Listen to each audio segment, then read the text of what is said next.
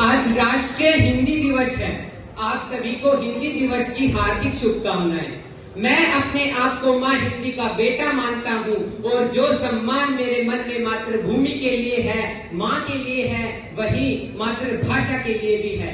इसलिए मैं ये जरूरी समझता हूँ कि मातृभाषा से संबंधित कुछ बातें आप सब सुने, समझे और जाने। नमस्कार, मैं पीयूष राजपूत कक्षा 11वीं कला संकाय का छात्र हिंदी दिवस के अवसर पर अपने विचार प्रकट करना चाहता हूँ।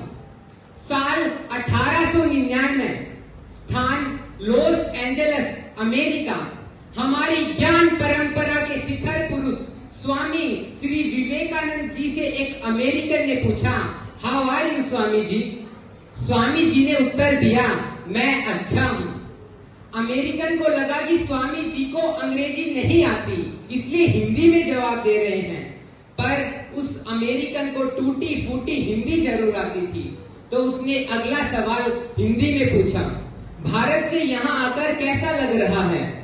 इस बार स्वामी जी ने अंग्रेजी में उत्तर दिया, I am feeling good, your country is so beautiful.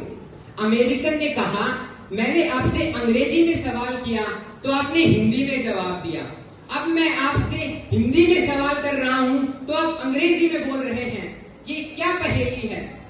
Swami ji मुस्कुराए और बोले, तुमने अपनी मातृभाषा में प्रश्न किया तो मैंने अपनी मातृभाषा में उत्तर दिया, लेकिन जब तुमने मेरी मातृभाषा का सम्मान करते हुए हिंदी में प्रश्न किया तो मैंने तुम्हारी मातृभाषा का सम्मान करते हुए अंग्रेजी में उत्तर दिया। क्या खूब कहा ना स्वामी जी ने। 124 साल हो गए इस घटना को, लेकिन स्वामी जी की कही हुई ये बात समझने में हम आज तक असमर्थ हैं। हम ये नहीं समझ पा रहे हैं कि राजनीति का पहला षड्यंत्र यही है कि हमें टुकड़ों में बांट दिया जाए, कभी जाति के नाम पर, कभी धर्म के नाम पर, कभी क्षेत्र के नाम पर, तो कभी भाषा के नाम पर। क्या हिंदी बोलने वाले सिर्फ पानी पूरी बेचते हैं?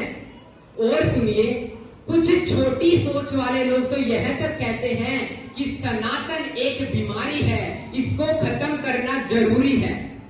इतनी छोटी सोच आखिर आती कहां से है? मैं अंग्रेजी जानता हूं, अंग्रेजी माध्यम विद्यालय में पढ़ रहा हूं, अंग्रेजी साहित्य पढ़ रहा हूं और मैं अंग्रेजी का सम्मान भी करता हूं, लेकिन मैं अंग्रेज नहीं हूं। भाषा केवल एक कम्युनिकेशन का साधन नहीं है। हर भाषा के तार उसकी संस्कृति, साहित्य और उसके इतिहास से जुड़ते हैं। फ्रांस के राष्ट्रपति, स्पेन के राष्ट्रपति, जर्मनी के चांसलर, तमाम वेस्टर्न कंट्रीज के प्रतिनिधि किसी भी अंतरराष्ट्रीय बैठक में अंग्रेजी का प्रयोग नहीं करते। वो अपनी राष्ट्रीय भाषा का प्रयोग करते हैं, अपनी मातृभाषा का प्रयोग करते हैं। वो अपनी संस्कृति को महत्व देते हैं। अगर आपको उनकी भाषा समझ नहीं आती तो आप अपने ट्रांसलेटर का प्रयोग करें। तो क्यों हम वेस्टर्न कल्चर की ओर ढलते जा रहे हैं? क्यों हम हमारी संस्कृति को भूलते जा रहे हैं?